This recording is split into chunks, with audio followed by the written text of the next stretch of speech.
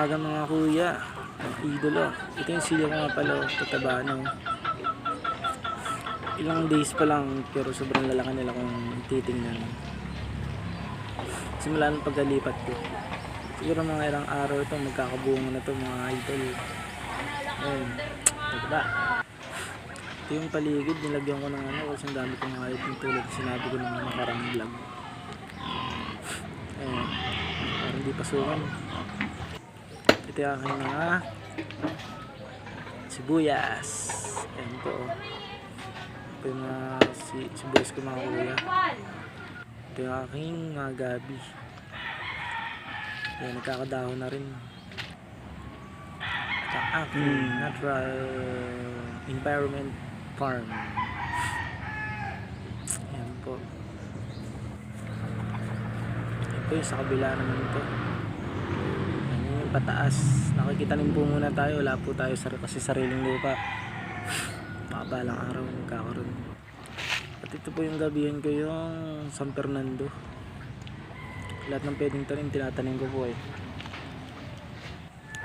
Ayan, ito tiniba ko yung nakaraan nito. Ito yung suwi niya, laki na agad. Sobrang init niya yun mga idol. Natural sauces. Ayun po yung aking okra, salo-salo na halos. May ampalaya pa. Sa isang araw lalagyan ko to ng ano, ng siit. Baka gumabang na. Ito yung aking talong, hindi ko pa mailipat. Kukuha pa ng lupa. Ito yung aking sitaw. Ayan. Hinukay-hukayan ko. Ito yung aking kalabasa. 3 pirasong, ay 4 na punong kalabasa yung mga idol. Hindi lagyan ko lang ng mga hinukay-hukayan ko, lalagyan ko ng kaunting pataba siguro. Ito po yung ano ng tayo ng aking baboy nung makuhay. Yung aking mabake pa para iwas baho. Bali dyan ko po nilagay yung tayo nila, nilakon ko ng ano, bualaw. Nililipat ko po. Ayan. Ang diskarte kuya.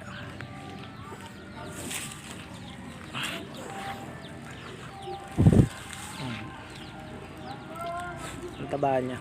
Kasi silalim po niyan lupa. Kasi may ano, kaunting graba para hindi po sa malagkit.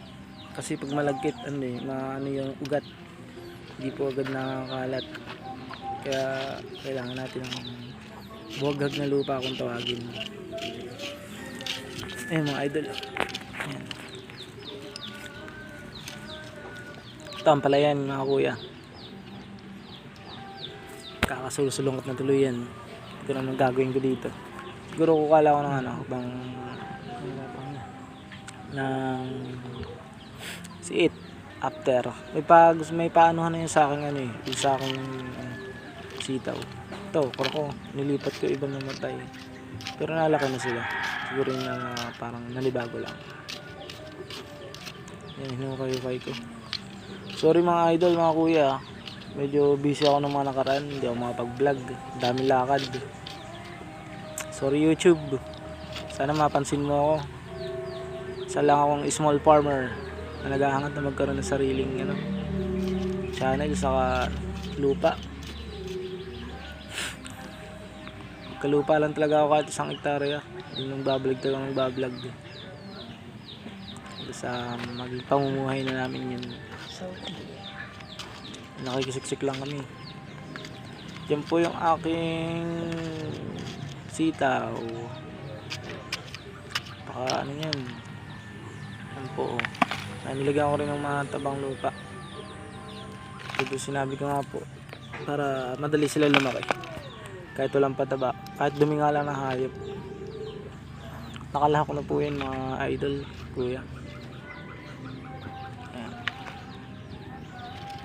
Ito, malaki na po yung kalabasa natin. Maka-animal lang po kahit isa dito, pwede na. Pero ito nakakatawa sa lahat, sili. Ayan, speaker ganun din, naka-full. Para ano, sobrang init ngayon. Di binabalik sa dati. Init talaga. Mga banot. Ang okra. Oops. Napadami. Nabansot ko na kay mga sili. Ito yung mga kalabasa. Di ata mo gumamit.